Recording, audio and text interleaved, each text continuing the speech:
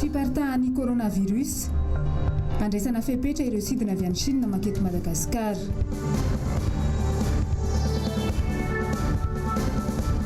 Tsenana Alakamisy tsy manaiky ny faniliana azy ireo mpivarotra.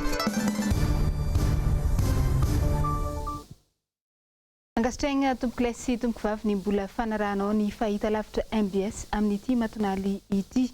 Androany fahasivy amby roapolo ny volana Janoary taona 2024. Magnano ny mbola tsara koreala tsika jiaby izay manaraka an'izany ary atao karibo any koa tsika anaraka ny vaovao hatramin'ny farany. Araka ny hitantsika tagnatin'ny lohatenim-baovao teo dia ny zava-nisy teny Mahamasina no andeha hanombohana izany vaovao izany. Nahitana olo ny vorivory teny amin'ity toerana ity androany. Rehefa natony ny mpagnano gazety ny MBS izy ireo dia nanambara ny alahelony manoloana an'izay. Horantsika ny fanadedena nataony Miradora Benjamina sy Andra Rakotomalala. Hitanao zay mpivarotra rehetra tonga eto zany efa nanomboka tamin'ny lakamisy zay zaraina an'le zeto dia rehefa nanontaniana tamin'le zeto hoaizy nareo zany amin'ny lakamisy dia mbola eto amin'ity toran'ity ihany nareo aloha manao le toranay ato zany io noho ny tonga ny azomany jereva nefa nisy FFB tao raha zoma ave zoma sabotsy lahady latsinainy talata tsisy vahaolana rokalika ary ny mahazo anay dia noho ny tonga dia hoe alao raha pitso fa amboarina ny toranareo dia 10 andro ve nareo tsy nahita fanamboarana dia iray andro nareo hita solution zay nge raha mitsika tena olona ara-dalàna efa mataona maro tamin'ny 1998 nanomboka mivarotra tao amin'ny Mahamasina kaiky set famille zay rehetrarehetra eo noho nizay tonga le foto-drafitrasa zay tsy manakana sao dia manohatra hoe manohatra an'le foto-drafitrasa manaiky zay fa tokony hoe namboarina no le torana dia nafindra moramora le mpivarotra fa tonga dia nidakana avy hatrany le mpivarotra dia hoe zay mihinan-kanina isan'andro zay mandoha vola amin'ny banky maka volany amin'ny banky zay mitosany amin'ny grossiste mandoha vola dia netana efa nalaina ny tsena tsy nisy dia ataonay ahoana zany le tan'olona volan'olona ny any amin'ny banky voatararay andro ianao dia mitomboka 150 000 atao saisine tranonao dia mba hoaizy zay tsy maintsy hivarotra rehefa tsy hivarotra zay andeha apaky zay atremin'ny toranay taloha zay tsy matahotra ny zany mihitsy zay tsy matahotra ny fanoerana ataovy tonga le président mahitsy andretako zany mangeta eta le mpivarotra noana satorana maharitra koa fa sao dia hoe iny zay hivarotra ato lakamisy dia afaka 3 mois dia mivoaka nareo fa an'le privé ko ilainay ny taninay fa tsy manaiky an'izany zay fa zay mpivarotra dia iray ina hatramin'ny farany mihitsy zay volan'olona enjehana sakafo ny mpianatra isaky mianatra ny mpianatra mitondra 25 000 raha manana zanaka telo anao dia mboko tio ohatriny isan'andro zany 75 000 akoatran'ny ao an-trano mariny zany ary zay mpivarotra ara-dalàna mahana zeto mahana batsy azo savaina tsirairay zany zay ngamba fa dia aloha zay varotra tenenana le président mba tsindrovy reto vahoaka madinika zay angamba ny tenenina tompo fa dia ivarotra zany zay rapito azapitaolona zany bomba lacrymogène zany zay satria hoe raha vao mivarotra anao dia bomba lacrymogène na miandry anay nisy an'izany le délégué tasy tamin'ny maly coupé zao zany na tant pis pour vous zany ve dia tokony tenenina an'le olona eno zay fa be loatra be teo ikikan'ireny mpianakaviana ray iny mpivarotra eny Mahamasina isaky ny alakamisy izy antsoantso amin'ny fanjakana satria very finanana tsy manana antom-pivelomana intsony tsy misy antony lehibe fa hoe tsy maintsy miala eo amin'ny toerana fivarotana mahazatra satria amboarina ny kianjany Mahamasina rapetso mba ho banana mba ho sokavana le tsena satria io tsena io alakamisy io isan'andro raha vao tsy mivarotra ianao dia hitan'io ny eto zao efa natao fandaminana eto dia tonga le mpivarotra eto hoe mbola fizarana toerana indray rapitso dia hoe tsy mivarotra nefa zavatra rehetrarehetra efa miditra trosa daholo ny olona amin'io tsena alakamisy io zay mahatonga an'le mpivarotra hoe mba hangataka hoe mba hivarotra rapitso fa za dia atao an'izany zany le mpivarotra fa tena mijaly ange zay mpivarotra tena mijaly zay fa aloha mba mba hisy solution zany zay rapitso aloha mandra-pavitan'ny eto zay tsy mivarotra amoron-dalana fa zay ara-dalàna tsara mihitsy ara-dalàna tsara mivarotra amin'ny Mahamasina tompoko fa mba mangataka zay zany mba hivarotra rapitso fa zay raha vao tsy mivarotra rehefa alakamisy tena banga be tena tsy mihinan-kanina zay. Napetraka ara-dalàna reo mpivarotra reo, nisy fanarana matoa napetraka reo dia matoa zany esorina reo mba tokony esorina amin'ny ara-dalàna ihany koa fa tsy mba fitapitana ohatr'izao.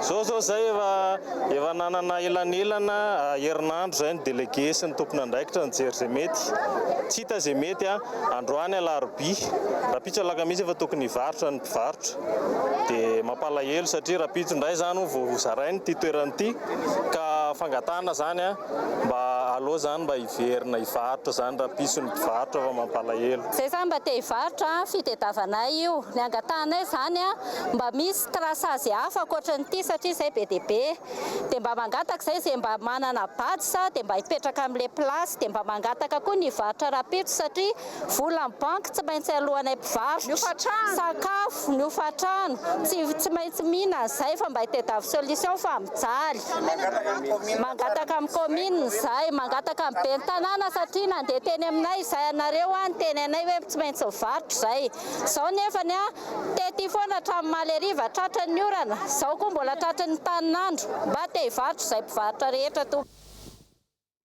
Izay ny momba n'iny fa lafim-baovao hafa kosa indray teny Ampandrana teny Belera teny tsy nitazapotsiny an'ireo traboina noho ny fandalovan'ny andro ratsy tamin'ny herinandro farany teo ny avy amin'ny antoko tiako Madagasikara nizara fanampiana ho an'ireo traboina tao amin'ny boriboritany fahatelo teto Antananarivo ny solombavam-bahoaka ny Madagasikara Andriamatoa feno Ralambomanana androany teny Belera Ampandrana izay nisy ny foiben'ny tim no nanaovana an'izany tonga teny toerana ihany koa ny filo nasionaly ny antoko sady lehibe ny mpanohitra eto Madagasikara Andriamatoa Marc Ravalomanana nitafa tamin'ireo vahoaka ny tenany no sady nitondra ny teny fankaherezana ho an'ireo vahoaka traboina ireo noporofoiny ny antoko tiako Madagasikara tamin'ny hoetsika io fa tsy voatery ho eo amin'ny fitondrana vao afaka hanampy ny mpiarabelona.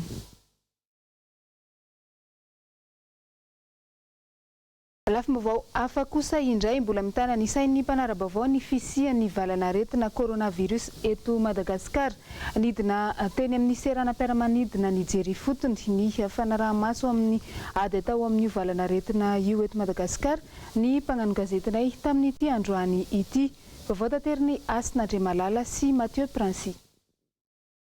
Isaky ny alahady no misidina AMIN'NY tonga Edivato ho fiarovana ny firenena amin'ny fianakan'ny coronavirus dia tsy maintsy amafisina ny fanaraha-maso ireo mpandeha avy any. Fantatra fa isy ny fepetra ho raisina amin'ny zotra izay mampitohy Antananarivo amin'ny Guangzhou atoato.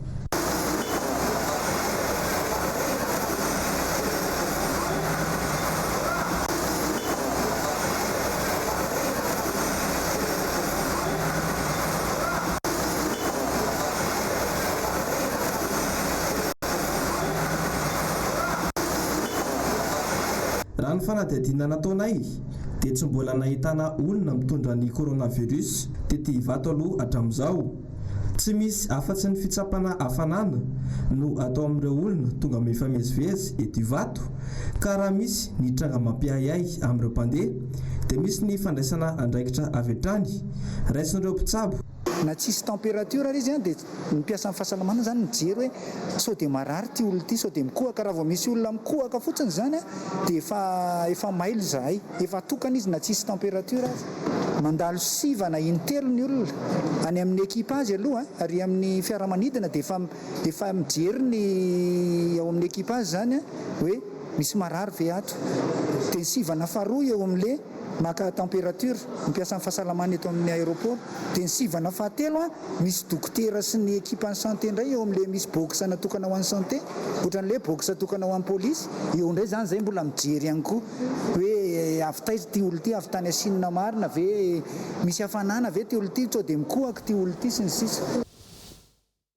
Mbola lafim-baovao mahakasika an'izay hatrany moa dia hita fa nisy fiantraikany amin'ny zava-nisy teto amintsika ny fianak'io valanaretina coronavirus io. Toy izao indrindra ny fanadihadiana nataony Asin'Andriamalala sy Mathieu Prince mahakasika an'izay. Tsy nila fanambarana na baiko midina avy amin'ny fitondram-panjakana fa avy tena nandray andraikitra ny tompona andraikitry ny hotely ny vato Azia Afrika ho fisorohana no mety ho fianaky ny valanaretina coronavirus eto amintsika izany fanapahan-kevitra izany. Raha ny fantatra dia mandray olona ihany ity trano fandraisam-bahiny ity saingy ireo efa nanao famandria-toerana mialoha ihany. Misy ihany ireo trano fandraisam-bahiny tahaka ity eny vato ity no nandray fanapahan-kevitra ny anakatina vonjomaika ny varavarany. Izy ireo matsy isan'ireo mpandray teratany sinoa maro miankina be amin'ny fivoaran'ny toedrara momba n'ity coronavirus eto amin'ny firenena kosa no iverenan'izy ireo misokatra indray. Izay ny momba n'iny fa lafim-baovao hafa kosa mahakasika indrindra ny sosialim-bahoaka dia mbola mahazo vahana eto amintsika ny fivarotana jamala na dia voararany lalàna aza izany. Olona roa indray no voasambotra omaly ary niakatra fampanoavana androany momba an'izay. Voarantsika ny andindininy eo amin'ny rindran-tsary ny Tokira Marolahy. Faritra isan'ny anjakan'ny asan-jiolahy sy ny endrika tsy fandriam-pahalemana samihafa ny eny Vaovao sy eto madinika iny raha mbola eto Antananarivo renivohitra. Saika tanora avokoa no tafaroboka amin'ny asa fandrobana vokatry ny fidorohana zava-mahadomelina. Tratehaky ny mpitandro ny filaminana ireo mpivarotra mpamatsy jamala eny Vaovao sy eto madinika. Fanadihadiana nataon'ny polisy pirenena avy tamin'ny loharanom-baovao nomeny olon-tsotra tsara sitrapo no nahasamborana ireo olona roa ireo. Ny iray lehilahy 10 taona efa nigadra tamin'ny taona 2012 izy no iorara fivarotana rongony eo an-trano izay mbola nanohy ny asa fanaony ihany amin'izao tao amin'ny IVO Antomadinika. Ny iray kosa vehivavy 10 taona mipetraka ao Andavamamba. Ny 27 ny volana Janoary lasa teo no nahasamborana azy roa ireto ary efa nentina nanaovana fanadihadiana eny anivon'ny polisy pirenena. Fantatra fa misy mpamatsy isan-kerinandro ireo olona mpivarotra jamala antsinjaran'ireo ary izy ireo indray avy eo no mitsinjara izany sy mivarotra ny fonosana amin'ny sarany 500 ariary. Natolotra ny fampanoavana androany izy roa ireto. Fa vaovao mahakasika ny politika kosa dia androany no notontosaina teny amin'ny lapany avoloa ny fanovana an'ireo mpikambana eo anivon'ny gouvernemanta. Fantatrary fa minisitra 7 no niova tamin'izany ary 7 kosa nisan'ireo vehivavy izay mandrafitra n'ity gouvernemanta ity. Teny an-toerana i Jessica Miray sy Tahiriniana Ranarynirina mitatra amintsika ny zava-nisy teny. Ireto manaraka ireto ny manta vaovao. Ny ministry ny fiarovam-pirenena ny général de division Rakotineriana Léon Jean Richard, ny ministry ny raharaham-bahiny ny Dr Tiandrazanarvelo Jacob, ny mpitahiry kasempanjakana ny ministry ny fitsarana Andriamato Johnny Richard Andriamaefarivo, ministry ny toekarena sy ny vola Andriamato Richard Andriamandranto, ministry ny atany sy ny fanapariam-pahefana Andriamato Razafy Maefatinarvelo, ministry ny filaminam-bahoaka ny contrôleur général de police Andrianaso Fanomezantso Rodlish, ministry ny fanajariana ny tany sy ny asa vaventy Andriamato Andriananarvelo Adzo, ministry ny fanabeazam-pirenena ny fampianarana ara-teknika ary ny fampiofanana arakasy Ramatoa Andriamanana Josoa Sambatra, ministry ny fahasalamam-bahoaka ny professeur Ahmad, ministry ny fambolena ny fiompiana sy ny njono Andriamato Ranarvelo Fanomezantso Lucien, ministry ny angofo sy ny akoranafo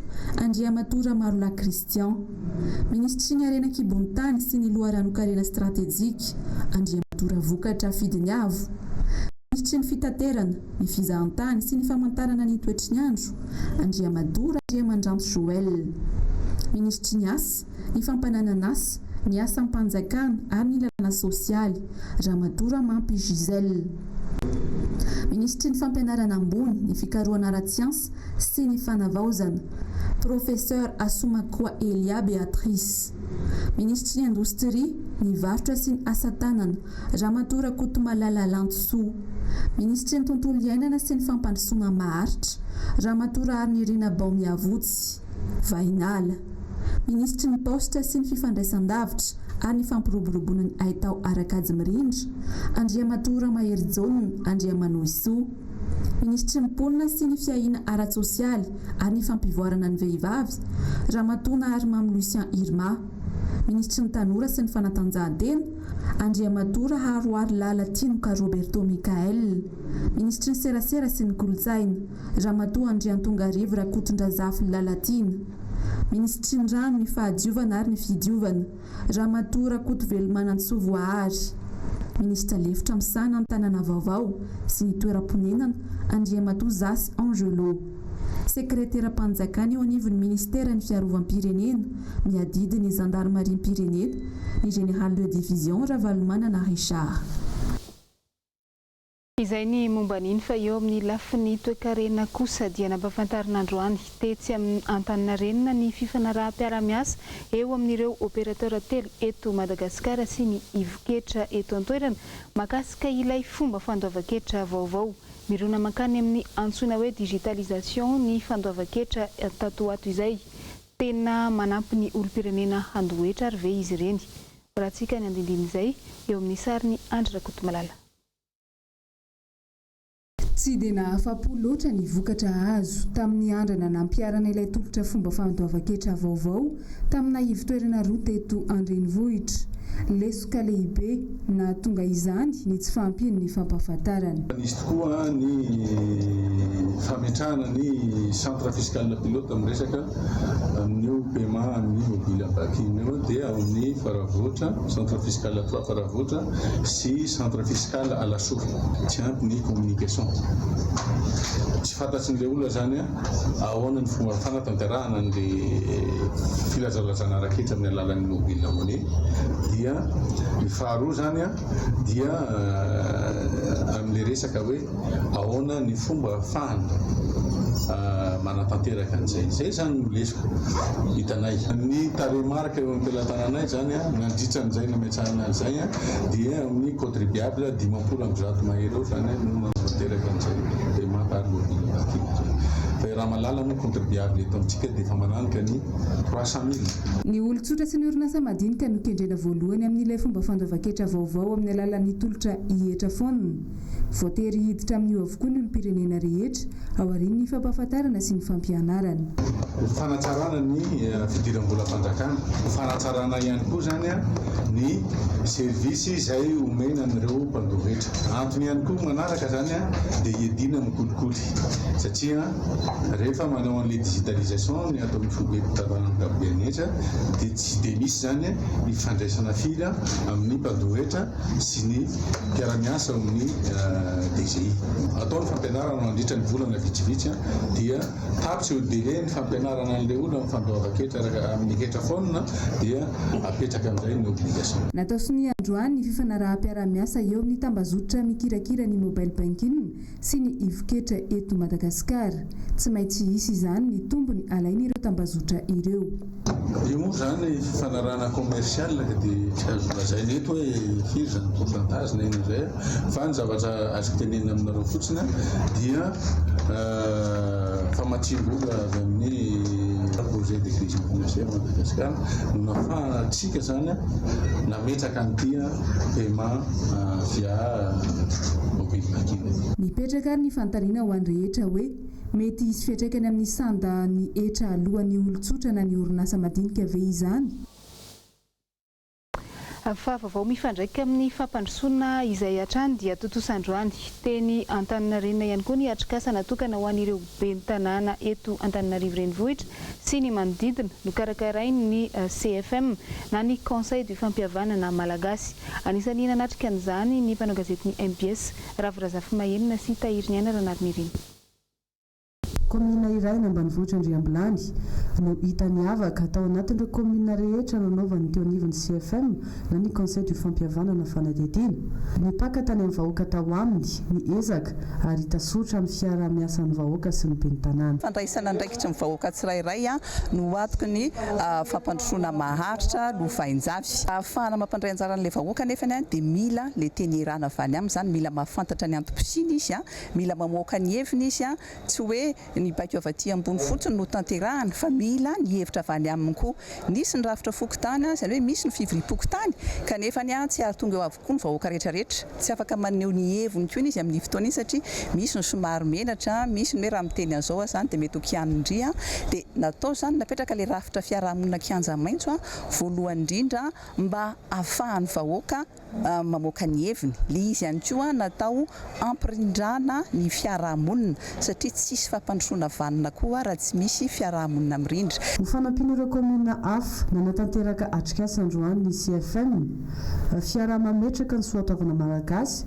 ho fanoatra eto mitantana fampandrosoana ifotony. Ny antony dia isy fampizarana traikefa amin'izareo nasainay manokana ry zareo avy any Andriambilany. Andriambilany dia commune anankiray ao amin'ny distriktan'ny Ambatolampy faritra Vakinakaratra. Ao zany dia misy fanatsarana ny soatoavana malagasy mba nametrahana ny fandriampahalemana nametrahana ny asa fampandrosoana ao amin'ny commune. Anatin'izany ny resaka tsy fandriampahalemana. Vaovao mifandraika amin'ny sosialy dia nanomboka androany ny hetsika fanangonam-bola izay ataon'ny fokon'olona ao anatin'ny komina ITAOSY sy Andriananaohatra izay entina manatanteraka ny fanamboaran-dalana teny PENJY no nanaovana an'izany. Mbola fanadihadiana tanteraka ny Ravirazafy Mahenina ihany eo amin'ny sary ny tahiriny ihany Ranariny.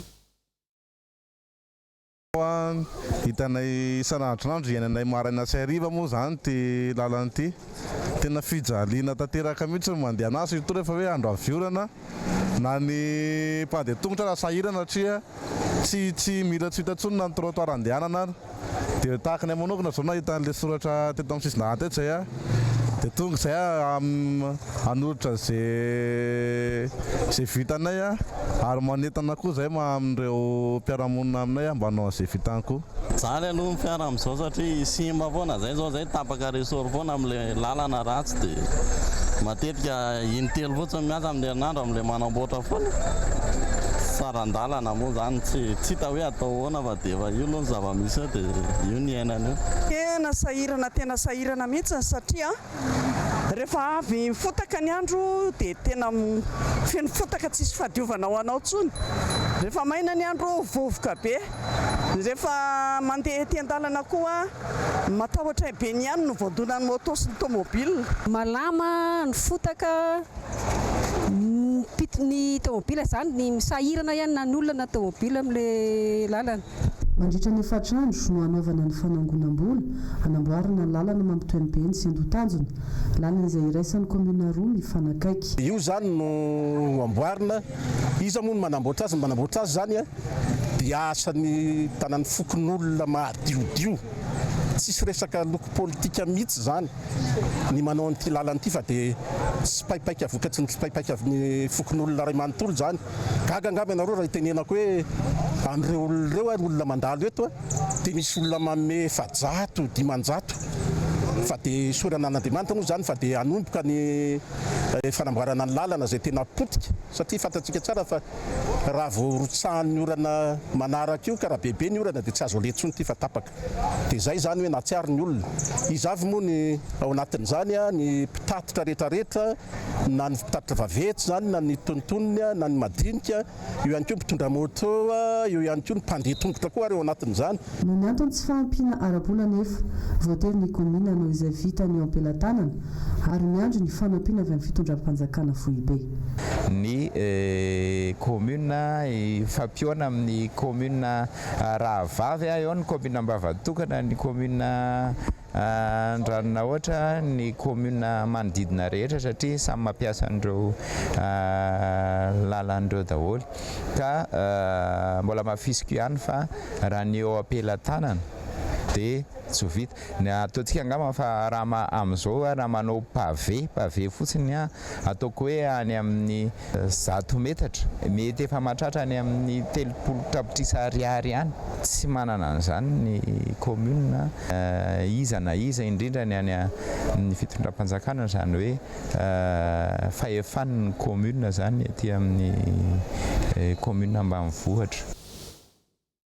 Eo amin'izay fampandrosoana ny commune izay andeha ho any Ivato kosa isika anatin'ity fanadihadiana manaraka ity. Tsy niamby ela ny ben'ny tanàna Andriamatoa PENJY RANDRIANARISOA fa niroso avy hatrany tamin'ny fanadiovana ny tanàna. Tanàna madio ny tanjona ary tsy nandiso fanantenana ireo mpifidy azy ity ben'ny tanàna ity. Asin'Andriamalala no teny an-toerana niaraka tamin'ny Mathieu Princy mitatitra ny vaovao. Amin'izao vanim-potoana mampirongatra ny karazana valana aretina maro isan-karazany izao dia nirosona nalareo fako misavovona ny ben'ny tanàna ao Ivato noho ny fiaraha-miasa amin'ireo olon-tsotra sy ireo olona tsara sitrapo no nahafahana nanao ity fanadiovana androany ity. Tao anatin'ny 5 volana latsaka izay nametrahako fialana tsy ho ben'ny tanàna ny Ivato dia azo heverina izany fa tena naloto tanteraka ny tanàna amin'izao fotoana izao. Izany hoe rehefa mandray fitantanana ianao dia miroso amin'ny fanalana ny fako rehetrarehetra mba adio izany tanàna ny Ivato izany. Tahaka n'izao hitantsika izao ihany koa ny fako teny Mandrosoa tao anatin'ny herinandro no nanalana an'izay ary amin'izao fotoana izao dia miroso amin'ny fanalana ny fako ato ambadiky ny tsenan'ny Ivato hoentitra izahay amin'ny fanaraha-maso amin'ny fahadiovan'ity tanàna ity tsy andeferana izay tratra mbola mini manarinary fako etsy sy eroa. Dia raha antsika mahita mamelo ny valana aretina ny velany dia mila misoroka n'izany ny commune Ivato izay vavahadin'i Madagasikara. Elana tsiny, elana fondro amin'izay mbola zatra ny lalan-dririnina. Ity izao misy tsena vaovao dia jerevo ny loto anaovan'ilay olona an'ilay izy dia izany hoe tonga mitantana vaovao izany dia hoentitra izahay mba tsy atao anatin'izany commune Ivato izany hoe miainga misy karazana valana aretina maro samihafa na hoe maloto tsy matehonina izany commune Ivato izany fa isaorana be da be aloha eto ny malala-tanana rehetra izay ny fandrimbona taminay analana izao fako izao. Fiara lehibe maro no nitatitra ireo fako ireo ary niezahana novitaina androany ny fanesorana ireo fako tao ambadiky ny tsena ireo. Eo amin'ny vaovao sy maresaka avy any ivelany dia mitombo hatrany ireo olona tratra ny avalanan-aretina coronavirus maneran-tany sy ao Chine. Efa tafakatra 2.30 amin'izao amin'izao ny olona matiny any Chine. Efa nanomboka androany moa ny fitaterana ireo mpila ravinahitra miasa any Chine ho an'ny Japon sy États-Unis. Andeha hoarantsika ny momba izay tateriny Jessica Miray eo amin'ny rindran-tsary ny tahiriny aina ranariny. Mianaka hatrany ny aretina coronavirus any Chine sy maneran-tany. Efa 2.30 amin'izao izao ny fantatra fa maty n'ity aretina ity any Chine. Ho an'ny andro ny omaly fotsiny 520 no maty tao amin'ny faritry Hubei. Ao Chine izay hatrany ny antotanisa voaray farany mahery ny 705 izao ny tranga hita any an-toerana ka zaza 7 volana ny iray. Japon, États-Unis efa nandefa fiaramanidina tany Wuhan nahaka ireo mpiray-tandrazana aminy. Ho an'ny androany Japonais 49 niala tao Hubei. Nanambara ihany koa États-Unis fa andefa fiaramanidina ahaka ireo mpiasa ao amin'ny consulat sy ny mpila ravinahitra any an-toerana. Raha ampitsy kosa ny fiaramanidina frantsay no tonga any Wuhan. Fantaro aloha fa tao amin'ny tanàna iray ao Wuhan any Chine no ny antomboan'ny aretina coronavirus ny volana desambra teo. Mifamindra amin'ny samy olombelona izy ity ary misy eo amin'ny endrika fahaseborana. Ho an'ny omaly efa olona 4 izao ny fantatra fa tratry ny aretina ao Frantsa raha 3 kosa ny ao Allemagne. Dia iny ihany koa no nandesintsika namarana ny vaovao tamin'ity niany ity mankasitraka anao nanaraka izany hatramin'ny farany. Mametraka ny veloma samy tsara ao amintsika jiaby ny tenako amin'ny manaraka indray. Samy mandry mafo aby antsika jiaby tompoko lasy tompoko avy.